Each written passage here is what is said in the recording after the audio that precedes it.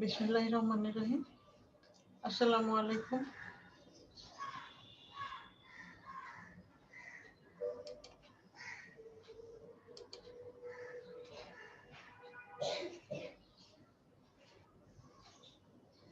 দশম শ্রেণীর মানবিক শাখার শিক্ষার্থীরা কেমন আছো তোমরা? আমি একজনকে মাত্র দেখতে পাচ্ছি, আর সবাই কোথায়? হ্যালো হ্যালো ইফতি, দেখতে পাচ্ছ আমাকে? আসসালামু আলাইকুম। ভালো আছো তোমরা? জি মিস, আপনি কেমন আছেন? আলহামদুলিল্লাহ ভালো আছি। বলো তো আমরা কোন অধ্যায় পড়ছিলাম? বলো তানহা, বলো তো কোন অধ্যায় পড়ছি আমরা? হ্যালো তানহা, শুনতে পাচ্ছ? ইফতি, শুনতে পাচ্ছ? ইফতি, তানহা, শুনতে পাচ্ছি। জি মিস, শুনতে পাচ্ছি। আচ্ছা বলো তো কোন অধ্যায় পড়ছি আমরা? গত ক্লাসটা করতে পারি নাই। ও আচ্ছা, চেষ্টা করবো সবগুলো ক্লাস যাতে করা যায়। আমরা ইউটিউবে দেখছিলাম না। মিস আসসালামু আলাইকুম। ওয়ালাইকুম আসসালাম। নবী, জি মিস। কত কত রোল আসছো তা বলতো রোলগুলা?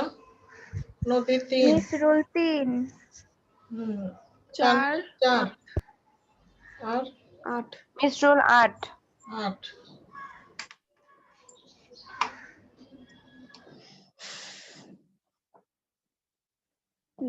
নদী আমরা দ্বিতীয় অধ্যায় পড়তেছিলাম না? না, দ্বিতীয় অধ্যায় হ্যাঁ, শেষ। তৃতীয় অধ্যায়। দ্বিতীয় অধ্যায়ের উপরে তো পরীক্ষা দিলা। মানে ওটা শেষ, আমরা হ্যাঁ। তৃতীয় শুরু করব। তৃতীয় শুরু করেছিলাম, আমি পড়াচ্ছিলাম তোমাদের মানচিত্র। দেখাই,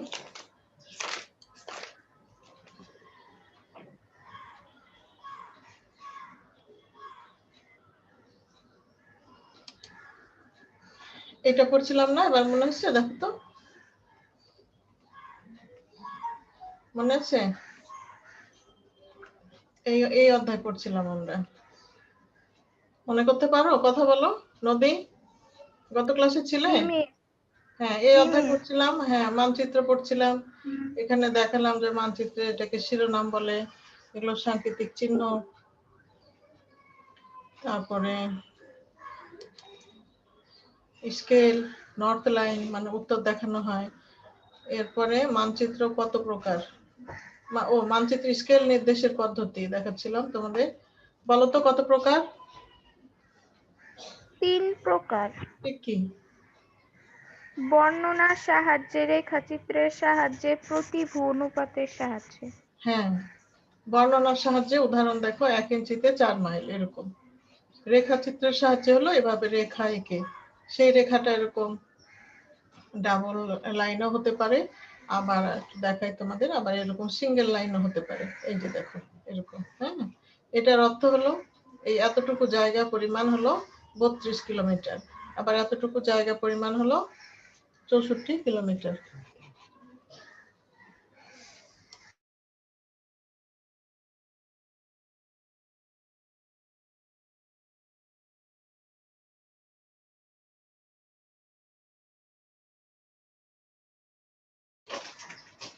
হ্যাঁ, তো যেটা বলছিলাম এটা হলো 32 থেকে 34 কিলোমিটার। এরপরে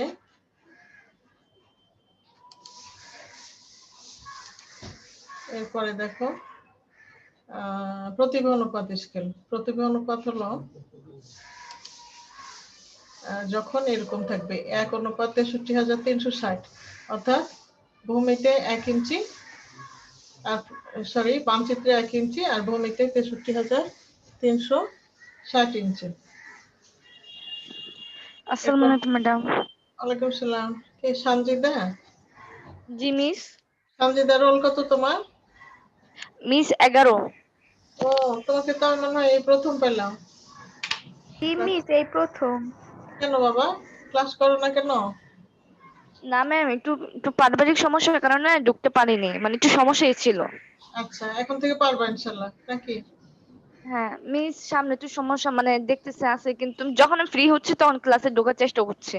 আচ্ছা, ক্লাসগুলো অবশ্যই করবা, জি ম্যাম। কারণ তোমরা এখন পরীক্ষার্থী। হয়তো এমনও আসতে পারে ঘোষণা যে টেস্ট পরীক্ষাগুলো নিয়ে নেওয়া যায় কিনা। হুম, জি এই জন্য মিস। পড়াশোনার প্রস্তুতিটা ঠিক রাখো। আচ্ছা, জি মিস। তারপরে মিস আসসালামু আলাইকুম। ওয়ালাইকুম আসসালাম। স্নেহা, জি মিস। তোমার রোল দিয়েছি 8 রোল না? হ্যাঁ, এবার দেখো উপস্থাপিত বিষয়বস্তু মিস 6। 6। আচ্ছা, তাহলে উপস্থাপিত বিষয়বস্তুর উপরে মানচিত্র কত প্রকার বলো? 2 প্রকার, একটা হলো গুণগত, একটা পরিমাণগত। শুনতে পাচ্ছ তো?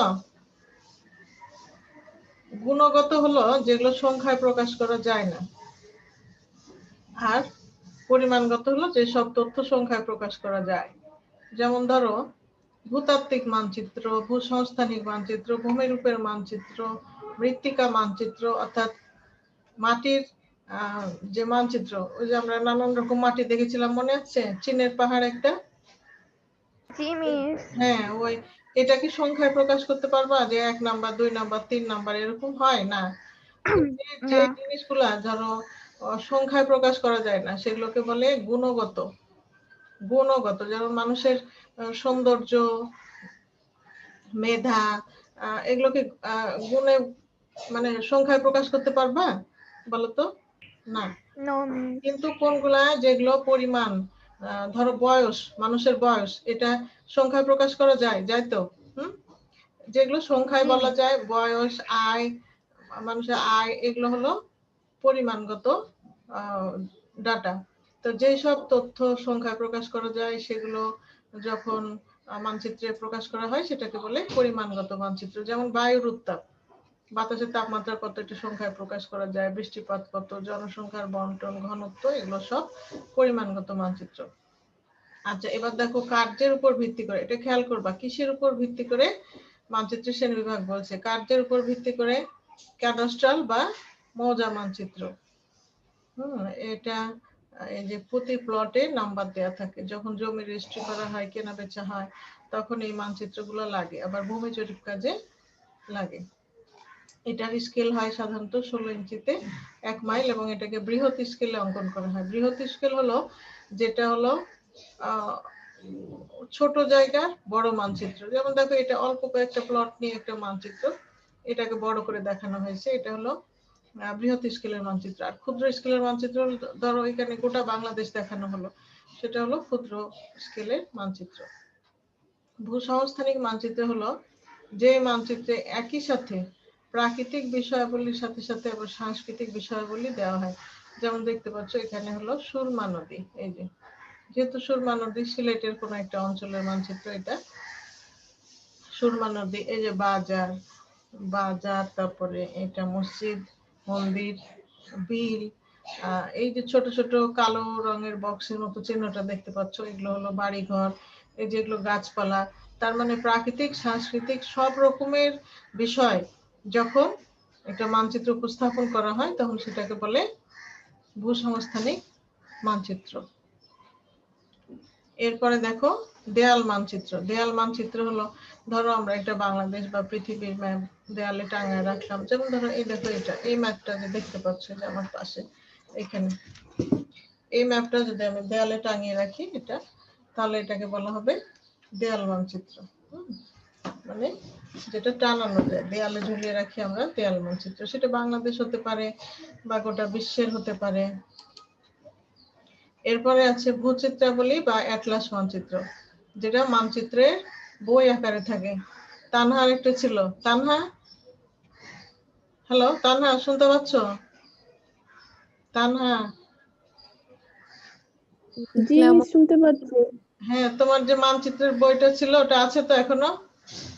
হ্যাঁ মিস, এখনো আছে। দেখো মাঝে মধ্যে। হ্যাঁ ম্যাডাম, ওই দিন কয়েকটা সাগরের নাম দেখতেছিলাম, মানে কোথায় কোনটা আছে। যখন অনেকগুলো মানচিত্র বই আকারে এরকম বাঁধানো থাকে ওটাকে বলে অ্যাটলাস বা অ্যাটলাস মানচিত্র। আর এগুলো কেমন ক্ষুদ্র স্কেলের মানচিত্র আছে এখানে লেখা, মানে বড় বড় জায়গা ছোট করে দেখানো হয়। এই যে দেখো, এই মানচিত্রকে সাধারণত খুব ছোট স্কেলে করা হয়।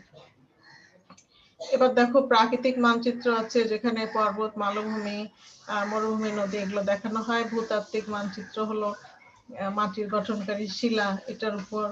জলবায়ু মানচিত্র হলো বায়ুর তাপচাপ। উদ্ভিদ হলো কোথায় কোন ধরনের উদ্ভিদ রয়েছে এটা দেখানো হয়। মৃত্তিকা বিষয়ক মানচিত্র হলো বিশ্বের কোথায় কোন ধরনের মাটি। বলো তো আমরা 7 রং পাহাড় কোথায় দেখেছিলাম, কোন দেশে? বলো বলো। চীনে। চীনে, হ্যাঁ, চীনের গুয়াংজু নামে একটা প্রদেশে। মাটি এক এক রকম। সারা বাংলাদেশে দেখো, তোমরা কি গাজীপুর ভাওয়ালের গড় বা কুমিল্লা লালমাই পাহাড় কেউ গিয়েছো? No miss. হ্যাঁ, এখানকার মাটি। ইফতি যাইতে পারে। ইফতি তোমার কুমিল্লা না বাড়ি? ওখানে কি লালমাই পাহাড় দেখেছো তুমি, ওই এলাকাটা? জি মিস। কেমন মাটিগুলো, কি রং বলো তো? মিস অনেক আগে গেছিলাম, মনে নাই। মনে নাই? আচ্ছা, একটু লালচে মাটি, লালচে ধরনের। কারণ ওখানে পরিমাণ বেশি এবং উঁচু এলাকা। আচ্ছা, এরকম বিভিন্ন জায়গার মাটি বিভিন্ন রঙের হতে পারে। সাংস্কৃতিক মানচিত্রের মধ্যে আবার কতগুলো ভাগ আছে, যেমন রাজনৈতিক মানচিত্র, বিভিন্ন দেশ এবং রাষ্ট্রের সীমানা দেখানো হয়। বন্টন মানচিত্র হলো যেসব মানচিত্রে জনসংখ্যা, জীবজন্তু, শিল্প ইত্যাদি দেখা হয় সেসব। সামাজিক মানচিত্র হলো বিভিন্ন সমাজ ব্যবস্থার উপর সামাজিক প্রথা, বৈষম্য এসব নিয়ে। আর ভূমি ব্যবহার মানচিত্র হলো কোন ভূমি কি কাজে ব্যবহার হচ্ছে। মনে করো যে কোন জমি বসতিতে ব্যবহার হচ্ছে, ওটা লাল রং করা হয়। আন্তর্জাতিক রং আছে কতগুলো, লাল রং দিয়ে বোঝানো হয় বসতি, সবুজ রং দিয়ে গাছপালা, নীল রং দিয়ে নদ নদী, খাল বিল বা জলাশয় এরকম বোঝানো হয়। এটাকে বলে ভূমি ব্যবহার মানচিত্র। এবার মানচিত্রের তথ্য উপাত্ত উপস্থাপনের নিয়মাবলী, অর্থাৎ আমরা কিভাবে তথ্য মানচিত্রে সন্নিবেশ করব, সেখানে এই প্রতীক চিহ্নগুলো লাগে। এই প্রতীক চিহ্নের কথা মনে আছে তোমাদের? বলো তো, এই দুইটা টানা দাগ, এটা কি নদী? বলো, টানা দাগ দুইটা। পাকা রাস্তা। পাকা রাস্তা। ব্রোকেন দাগ, পাকা রাস্তা। ভাঙা, হ্যাঁ, ব্রোকেন অর্থাৎ ভাঙা ভাঙা রেখা। আর একটা করে টানা রেখা, আবার একটা বিন্দু, আবার রেখা, এটা কি আন্তর্জাতিক সীমারেখা। আবার জেলা সীমারেখা দেখো, একটা টানা রেখা, আবার দুইটা ছোট ছোট ভাঙা রেখা, আবার বড় আবার ছোট, এটা হলো জেলা সীমারেখা, অর্থাৎ এটা দেশের ভেতরে, আর এটা আন্তর্জাতিক। রেল লাইন দেখো, ব্রড গেজ রেল লাইন, অর্থাৎ এটা একটু চওড়া থাকে রেল লাইনের প্রশস্ততাটা। এই যে প্রশস্ততা, এটার উপর ভিত্তি করে রেল লাইনের ভাগ করে। আবার ডুয়েল গেজ যেটা, সেখানে হলো দুই ধরনের লাইন থাকে, দুই ধরনের ট্রেন যেতে পারবে। একটা একটু চওড়া পাত বসানো থাকে, চওড়া লাইন থাকে, আর একটা একটু চিকন থাকে। আর মিটার গেজ রেল লাইন হলো আর একটু চিকন, সাধারণত 1 মিটার প্রস্থে থাকে। আর জলাভূমি বলতে এখানে আবদ্ধ জলাভূমি, দেখেছো এটা গোল দাগ দেওয়া, মানে আবদ্ধ, অর্থাৎ নদী হলে এরকম আবদ্ধ থাকবে না, নদী মানে প্রবাহমান। এদিকেও তুমি দাগ দিয়ে বন্ধ করতে পারবে না, এদিকেও বন্ধ করতে পারবে না। নদী হলো উৎপত্তি স্থল থেকে সোজা সাগরের মোহনা পর্যন্ত কোনো রকমের কোনো বাধা থাকবে না, প্রবাহমান। আর জলাভূমি বলতে যেখানে পানি জমে থাকে, সহজ ভাষায়। যেমন ধরো পুকুর হতে পারে, বিল হতে পারে, আর কি হতে পারে? আর একটা উদাহরণ দাও, বলো ইফতি, বলো জলাভূমির একটা উদাহরণ দাও তো। জলাভূমি আর কি কি হতে পারে? আমি কি কি বললাম? পুকুর, বিল, আর কি হতে পারে? ইফতি বলো, বলো মিস আর কি হতে পারে জলাভূমির উদাহরণ? বলো তো বাবা, বলো। আর কে পারবে? বলো, কে পারবে? তানহা, হাফসা? মিস এটা চর হইতে পারবে? না, পানি থাকতে হবে, জলাভূমি। আমি বলেছি পুকুর, বিল, আর কি হতে পারে? খাল। মিস নদী, ম্যাম খাল হতে পারে না? হ্যাঁ পারে, খালও হতে পারে। আর আর বলো তো। নদী, না, নদী হবে না। নদী মানে এই যে কেন ম্যাম? চলমান। ঝিল। ঝিল, হ্যাঁ ঝিল হতে পারে। আর একটা হতে পারে হাওর বাওর। হ্যাঁ, হ্যাঁ হ্যাঁ। শুক্রাকৃতির হ্রদ, যেগুলো হলো বিচ্ছিন্ন আবার আবদ্ধ। আবার হতে পারে লেক। লেক মানে কি? হ্রদ। বুঝছো? এগুলো সবগুলাই হলো জলভূমি, যেটা হলো এরকম আবদ্ধ থাকবে, সীমানা থাকবে। আচ্ছা, জলাভূমির পরে আচ্ছা, হ্রদ আলাদা করে দিয়েছে। হ্রদ সাধারণত একটু বড় অর্থে। জলাভূমি এরকম দাগ কাটা থাকবে, আর হ্রদ এরকম পানির চিহ্ন থাকবে। হ্রদ বলতে সাধারণত পুকুর, পুকুর ছোট অর্থে, আর হ্রদ হলো আরো বড়। যেমন ধরো কাপ্তাই লেক, কাপ্তাই হ্রদ বলে না, বড় বড় এলাকা জুড়ে, কিন্তু ওটা এরকম আবদ্ধ। গ্রাম বা বসতি, এই যেগুলো ঘর বাড়ির চিহ্ন। হ্যাঁ, মসজিদ এরকম, মন্দির, গাছ, লাইট হাউস। লাইট হাউস মানে কি জানো? বাংলায় বলে বাতিঘর। কি বলে? বাতিঘর। বাতিঘর। এটা হলো সমুদ্র উপকূলে, সমুদ্র উপকূলে বড় উঁচু একটা লাইট পোস্টে বড় লাইট জ্বলে। এটা হলো দূর থেকে জাহাজগুলো যাতে বন্দর কোথায় এটা একটু ধারণা করতে পারে রাতের বেলায়। যেমন বাংলাদেশে বাতিঘর বা লাইট হাউস আছে হলো কুতুবদিয়া দ্বীপে। তোমরা নাম শুনেছো কুতুবদিয়া? জি মিস। হ্যাঁ, এটা হলো চট্টগ্রামের এদিকে বঙ্গোপসাগরের একটা দ্বীপ। দ্বীপ, ওই দ্বীপে অনেক উঁচু উঁচু জায়গায় এরকম একটা লাইট জ্বলে, বড় লাইট, যাতে দূর থেকে দেখা যায়। ওই লাইটের নিশানা করে জাহাজগুলো ওইদিকে আসবে, যে হ্যাঁ ওইখানে চট্টগ্রাম বন্দর। বুঝতে পেরেছো? হ্যাঁ, এটাকে বলে লাইট হাউস। আর বিমানবন্দরে এরকম চিহ্ন থাকবে, বিমানের চিহ্ন। আর সেতু হলো এরকম চিহ্ন থাকবে, এইটা মাঝখানটা সেতু, আর এগুলো হলো এইদিকে হলো সংযোগ সড়ক, অর্থাৎ যেসব এলাকা দিয়ে যাবে সেখানকার সড়ক। এই হলো ঈদগাহ, এই শিল্প কারখানা, এখানে ধোঁয়া ওড়ার মতো একটা ছবি দেয়া। এই হলো পর্বত, পর্বতমালা। পর্বতমালা, অনেক পর্বত, এখানে একসাথে অনেক পর্বতের মতো চিহ্ন দেয়া আছে, মানে অনেক পর্বত। আর এই হলো বাঁধ। বাঁধ মানে কি? নদী বা বড় নদী সমুদ্রের পাশে মাটি উঁচু করে এরকম বাঁধ দেওয়া হয়। অনেক সময় বাঁধের উপর দিয়ে রাস্তাও থাকে। এই গেল আন্তর্জাতিক সাংকেতিক চিহ্ন, মানে সারা বিশ্বে এই চিহ্নগুলো প্রচলিত। এবার এই যে একটি মানচিত্রে তথ্য উপস্থাপনের জন্য কয়েকটি গুরুত্বপূর্ণ বিষয়, অর্থাৎ মানচিত্রে কি কি থাকে? শিরোনাম থাকে, অর্থাৎ ধরো বাংলাদেশের মানচিত্র রাজনৈতিক বা বাংলাদেশের নদ নদী, এই যে লেখা থাকে উপরে, এটা হলো মানচিত্রের শিরোনাম, যেটাকে টাইটেল বা হেডিং বলে। এরপরে থাকবে স্কেল, তারপরে থাকবে উত্তর দিক, তারপরে থাকবে সূচক, সূচক অর্থাৎ প্রতীকগুলা, আর তথ্য উপাত্ত, আর মার্জিন বা মার্জিনের বাইরে এই তথ্য উপাত্তগুলো দেওয়া থাকবে। বলো, মানচিত্র নিয়ে কোনো প্রশ্ন থাকলে আমাকে বলো।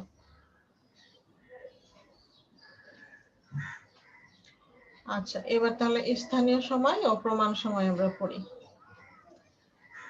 বলো তো, পৃথিবীর পরিধি কত? কত ডিগ্রি? বলো একজন। সানজিদা আক্তার, বলো তো পৃথিবীর পরিধি কত? বলো সানজিদা। সানজিদা, শুনতে পাচ্ছ? হ্যালো সানজিদা, তুমি কি চলে গেছো নাকি? আচ্ছা, পৃথিবীর পরিধি হলো 360 ডিগ্রি। কাশফিয়া জয়েন করেছো মাত্র? কাশফিয়া, জি মিস, আমার কারেন্ট ছিল না, এজন্য একটু দেরি হয়ে গিয়েছে মিস। ও কেমন আছো বাবা?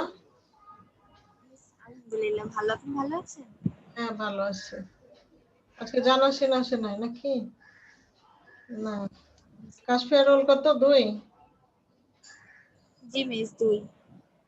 1 2 3 4 5 6 জন আছো। আচ্ছা, তো এই যে 360 ডিগ্রি পৃথিবীর পরিধি, এটাকে কতটি দ্রাঘিমা রেখে ভাগ করা হয়েছে? এক এক ডিগ্রি অংশকে এক একটা দ্রাঘিমা রেখা ধরে পৃথিবীকে ভাগ করা হয়েছে। এবং পৃথিবী কোন দিক থেকে ঘুরছে বলো? নিজ অক্ষের উপরে পশ্চিম থেকে পূর্ব দিকে। বলো একটু, তানহা কোন দিক থেকে বলো? পৃথিবী কোন দিক থেকে ঘুরছে? পূর্ব থেকে পশ্চিম। হ্যাঁ, না, পৃথিবী ঘুরছে পশ্চিম থেকে পূর্ব দিকে। হ্যাঁ, এই যে এটা পশ্চিম থেকে পূর্বে। পূর্ব দিকে সূর্য উঠে বলে পূর্ব থেকে পশ্চিমে ঘুরছে এমন না, উল্টাটা। কিন্তু পৃথিবী পশ্চিম থেকে পূর্বে ঘুরছে বলেই আমরা পূর্ব দিকে সূর্যটা সকালবেলা দেখতে পাই। আর যদি তুমি যেটা বললা পূর্ব থেকে পশ্চিমে হতো, তাহলে আমরা সূর্য সকালবেলা পশ্চিমে দেখতাম। বুঝছো? এরকম। তাহলে পশ্চিম থেকে পূর্ব, এটা মনে রাখবে। এবং প্রতি 24 ঘন্টায় ঘুরে আসছে। হিসাব করলে দেখা যায় 24 ঘন্টায় 1440 মিনিট। এই যে 1440 মিনিট, একে যদি আমরা 360 দিয়ে ভাগ করি, তাহলে এক এক ডিগ্রিতে পাবো 4 মিনিট। অর্থাৎ আমরা আগেই জানি যে 1 ডিগ্রি দ্রাঘিমার পার্থক্যের জন্য সময়ের পার্থক্য কত হয়? বলো কত হয়? বলো সুকন্যা, বলো তো।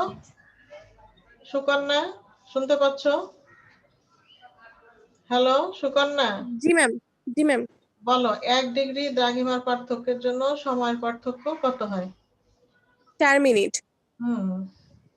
4 মিনিট। হ্যাঁ, এবার স্থানীয় সময় কি দেখো। আবারও বলছে যে পৃথিবী পশ্চিম থেকে পূর্ব দিকে ঘুরছে।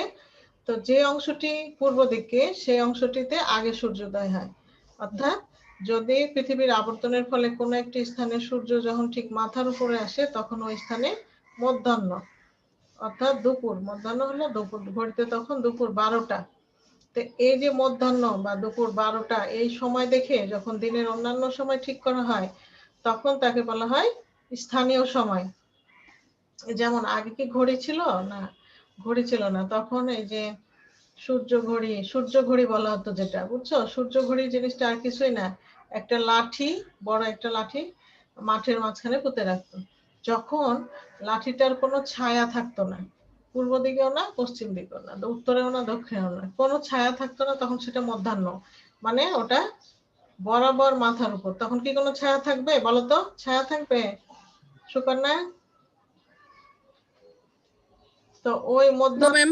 হ্যাঁ, থাকবে না ছায়া। তো সেই যে সেটাকে বলা হবে মধ্যাহ্ন বা দুপুর 12টা। এটা আগে পরে করে এইভাবে দুপুরের সময়টাকে মধ্যাহ্ন ধরে যে সময় ঠিক করা হয়, সেটা হলো স্থানীয় সময়।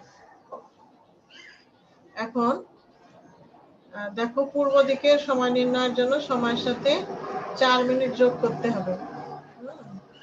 পূর্ব দিকে যতই যাব আমরা, সময় যোগ করতে হবে, আর পশ্চিমে গেলে সময় বিয়োগ করতে হবে। এবার প্রমাণ সময় কি দেখো। যেসব দেশগুলো অনেক বড়, আয়তনে বড়, সেগুলো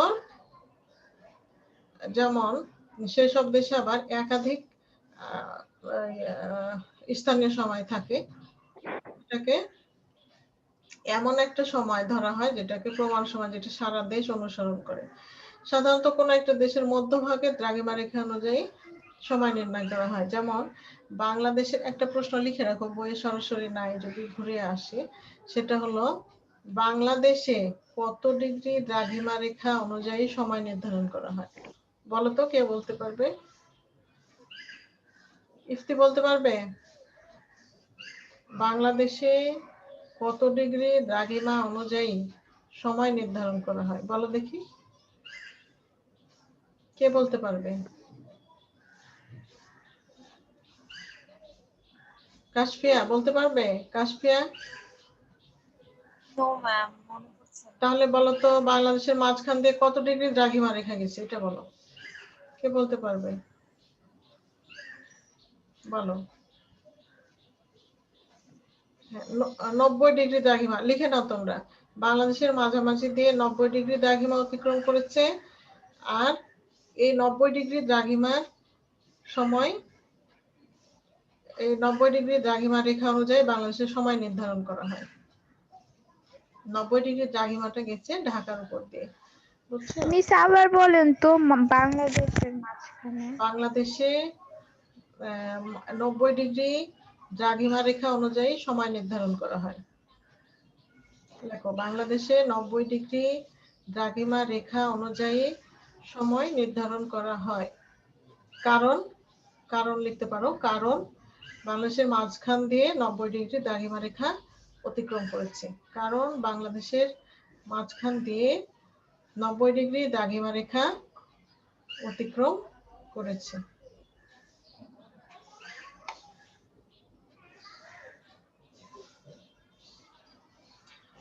তো বাংলাদেশ তো ছোট দেশ, সেই জন্য একটা মাত্র দ্রাঘিমা ধরে সময় নির্ধারণ করা হচ্ছে।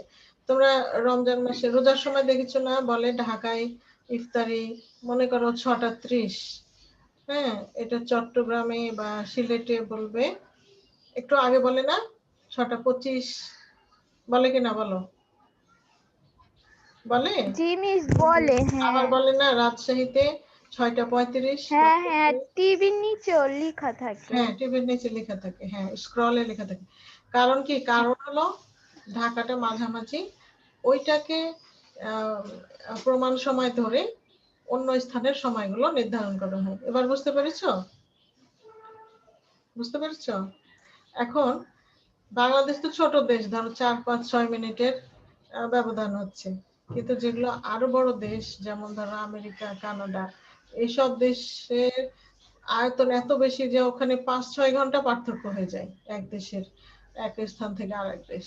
তাহলে সেখানে কি করবে তারা? কয়েকটা প্রমাণ সময় রেখেছে। যেমন দেখো আমেরিকা যুক্তরাষ্ট্রে 4টি এবং কানাডায় 6টি প্রমাণ সময় রয়েছে। এলাকা ভাগ করা আছে যে এখানকার লোকজন এই সময়টা অনুসরণ করবে। কারণ এরকম না হলে কি হবে, ট্রেন বাস এর সময়সূচি তো উল্টোপাল্টা হয়ে যাবে। তো সেসব দেশগুলোর প্রশাসনিক ও অন্যান্য কাজের সুবিধার জন্য একাধিক প্রমাণ সময় ব্যবহার করছে। এবং আমরা জানি যে যুক্তরাজ্যের লন্ডন শহরের অদূরে অবস্থিত গ্রিনিচ, এটা 0 ডিগ্রি দ্রাঘিমা ধরে এই স্থানীয় সময়কে সমগ্র পৃথিবীর প্রমাণ সময় হিসাবে গ্রহণ করা হচ্ছে। মানে সারা পৃথিবীর প্রমাণ সময় যদি বলে তাহলে সেটা ধরা হয়েছে লন্ডনের গ্রিনিচ শহরের উপর দিয়ে 0 ডিগ্রি দ্রাঘিমাকে। যেমন ধরো বাংলাদেশ লেখা থাকে না GMT, Greenwich mean time, GMT, জিতে গ্রিনিচ, এমএমএন টিতে টাইম, জিএমটি বাংলাদেশের সমান প্লাস গ্রিনিচ থেকে প্লাস 6 ঘন্টা, অর্থাৎ এই গ্রিনিচ লন্ডনের সময় থেকে বাংলাদেশ 6 ঘন্টা প্লাস অর্থাৎ বেশি। তো গ্রিনিচের দ্রাঘিমা যেহেতু 0 ডিগ্রি এবং বাংলাদেশের মাঝখান দিয়ে 90 ডিগ্রি পূর্ব দ্রাঘিমা রেখা অতিক্রম করেছে। এই দেখো এই কথাটাই বলছিলাম যে বাংলাদেশের কোন দ্রাঘিমা রেখাটা অনুসরণ করা হয়, এটাই হলো সেই 90 ডিগ্রি পূর্ব দ্রাঘিমা রেখা। তো এই 90 ডিগ্রির জন্য সময়ের পার্থক্য কত হয়? 90 গুণ 4, 1 ডিগ্রির জন্য যেহেতু 4 মিনিট, তাহলে 90 ডিগ্রির জন্য 360 মিনিট বা 6 ঘন্টা। এই জন্য গ্রিনিচ থেকে 6 ঘন্টা আগে। এই যে দেখো যুক্তরাজ্যের লন্ডন শহরে সকাল 6টা বাজে, তাহলে আমাদের এখানে যখন দুপুর 12টা তখন লন্ডনের সকাল 6টা। আচ্ছা, এখন আমাদের এখানে বাজে 10:30। বলো তো লন্ডনের সময় কত? বলো, তোমরা হিসাব করে বলো সবাই। বাংলাদেশের সময় 10:30, তাহলে লন্ডনের সময় কত বলো? কে আগে বলতে পারে দেখি?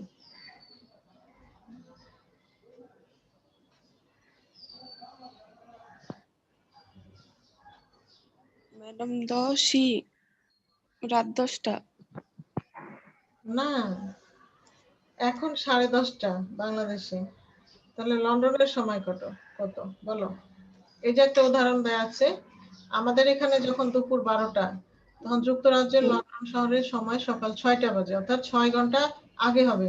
তাহলে 10:30 6 ঘন্টা আগে কত হলো?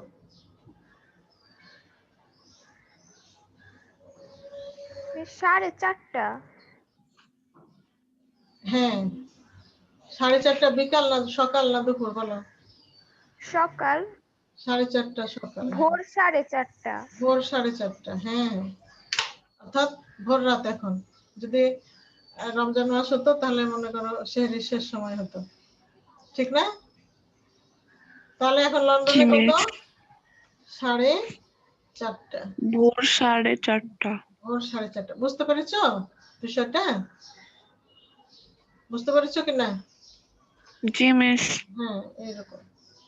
তাহলে এই জিনিসগুলো আমাদের ব্যবহারিক জীবনেও কাজে লাগবে, তাই না? বলো। হ্যাঁ। আচ্ছা, এবার দেখো কয়েকটা অঙ্কের উদাহরণ দেখো।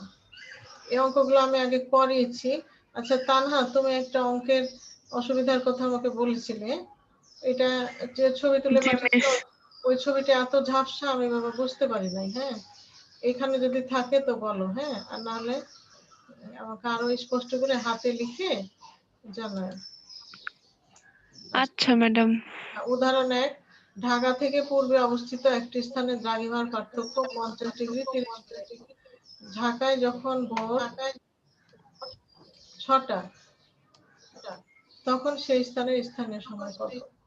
দেখো, ঢাকা থেকে পূর্বে, তাহলে সময় কি হবে? বাড়বে। তাহলে এই যে দেখছো দ্রাঘিমাটা, এটা থেকে সময়টা বের করে নিতে হবে। এই 50 গুণ 4, মানে 1 ডিগ্রিতে যেহেতু 4 মিনিট, তাহলে 50 গুণ 4 মিনিট করতে হবে।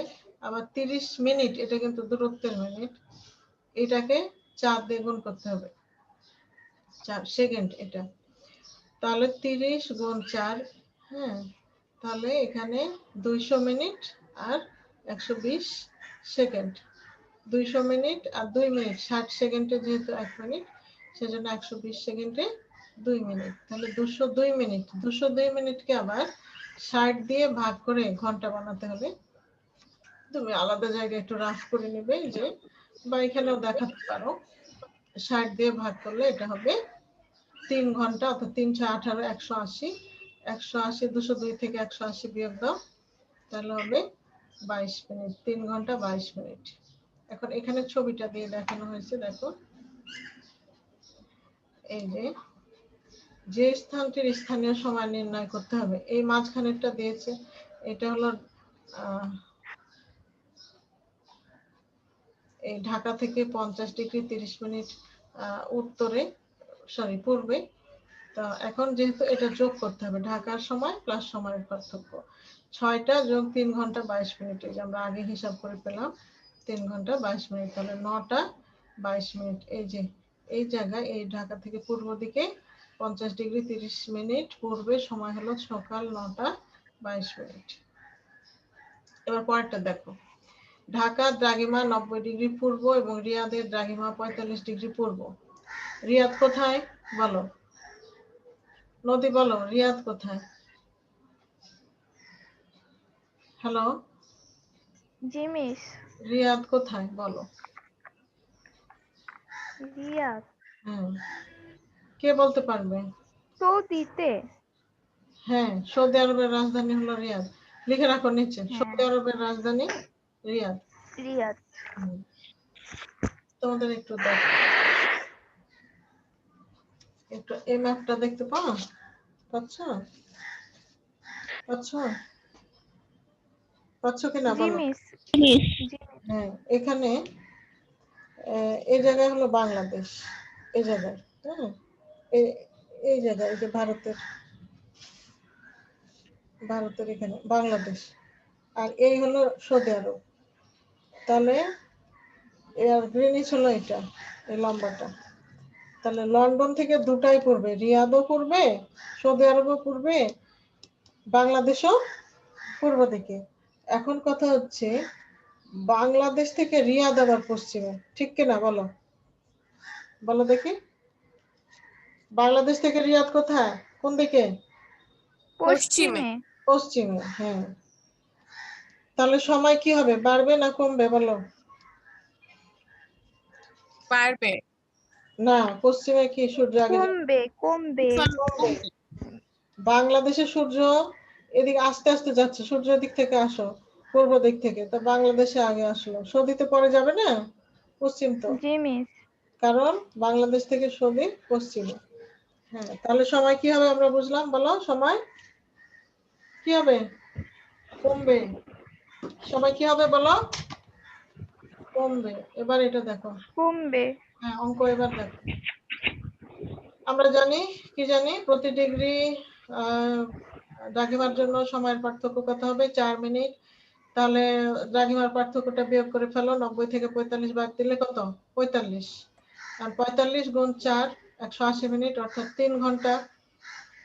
এখন দেখো, এই যে 45 মিনিট পূর্ব দ্রাঘিমা দেখে আমরা বুঝতে পারি রিয়াদ ঢাকার পশ্চিমে অবস্থিত।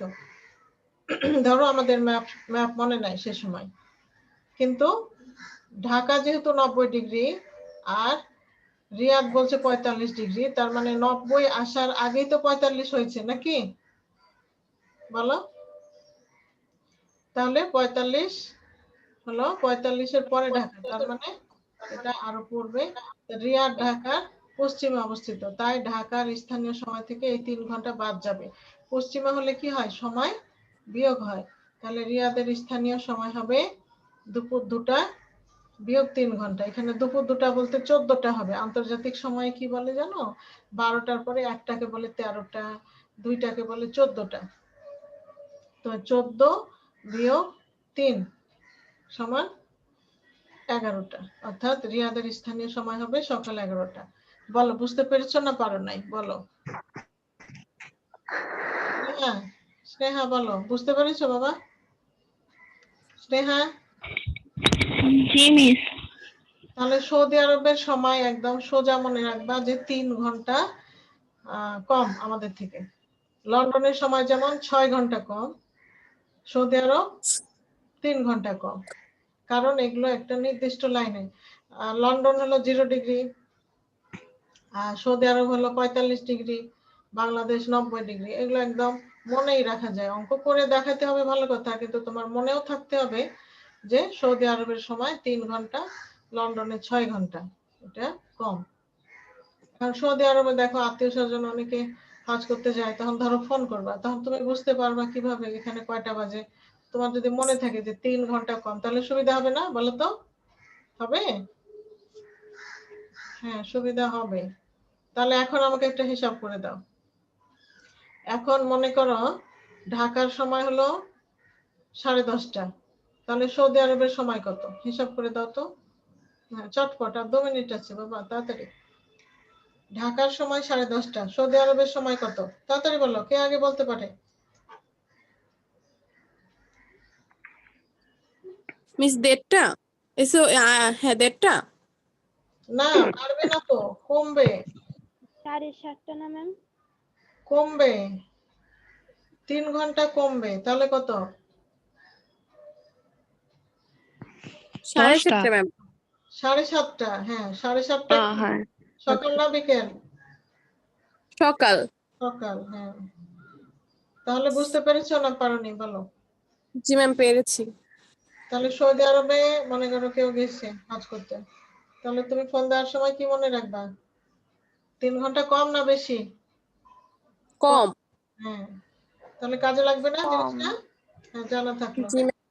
জানা থাকলো। তাহলে জি মিস। প্রায় শেষের দিকে, আর 1 মিনিট আছে। বলো, সময়ের অঙ্কগুলো থেকে আর কার কি অসুবিধা আছে? বলো। তোমরা সময়ের অঙ্কগুলো দেখবে। আগামী ক্লাসে আমি অঙ্ক করতে দিব তোমাদেরকে। হ্যাঁ, আমি মুখে বলবো অথবা প্রশ্ন তৈরি করে ওকে রাখবো মিস। যে অঙ্কটা সমাধান করে দাও। তাৎক্ষণিকভাবে অঙ্কটা করে দিবে। আজকে তো মুখে মুখে করলাম, আগামী ক্লাসে লিখিতভাবে জি মিস। তোমাদের অঙ্ক করতে দিব। লেখো, হোমওয়ার্ক হলো SW কি? সময়ের অঙ্ক। সময়ের অঙ্কগুলো শিখবে। আমি সময় বা দ্রাঘিমা এগুলো নির্ণয় করতে বলতে পারি। মার্কিং করব কিন্তু, কে পাচ্ছ কে পাচ্ছ না। হ্যাঁ, মার্কিং করব। ওকে মিস। হ্যাঁ, এখানে আর একটা অঙ্ক আছে, এগুলো তোমাদের করিয়েছি ক্লাসে। আর দুটো অঙ্ক আছে, এগুলো সবগুলো সহ প্র্যাকটিস করো। আমি কিন্তু অঙ্ক বানিয়ে বানিয়ে দেব। বোর্ডের প্রশ্ন দেখতে পারো, বোর্ড প্রশ্ন থেকেও দিতে পারি। বোর্ড প্রশ্ন একটু দেখো সময়ের অঙ্কগুলো কিভাবে এসছে, কেমন? Okay madam. আচ্ছা, তাহলে আচ্ছা, তোমাদের তোমাদের তো অ্যাসাইনমেন্ট নাই না? অ্যাসাইনমেন্ট নাই তোমাদের, নবম শ্রেণী পর্যন্ত। আচ্ছা, পড়াশোনা চালিয়ে যাও, তার সময়ের অঙ্কগুলো ভালো মতো প্র্যাকটিস করো। তাহলে আজকের মতো এখানে শেষ করি। সবাইকে ধন্যবাদ। আল্লাহ আসসালামু আলাইকুম ম্যাম। আসসালামু আলাইকুম। ওয়ালাইকুম আসসালাম। মিস আসসালামু আলাইকুম। ওয়ালাইকুম আসসালাম।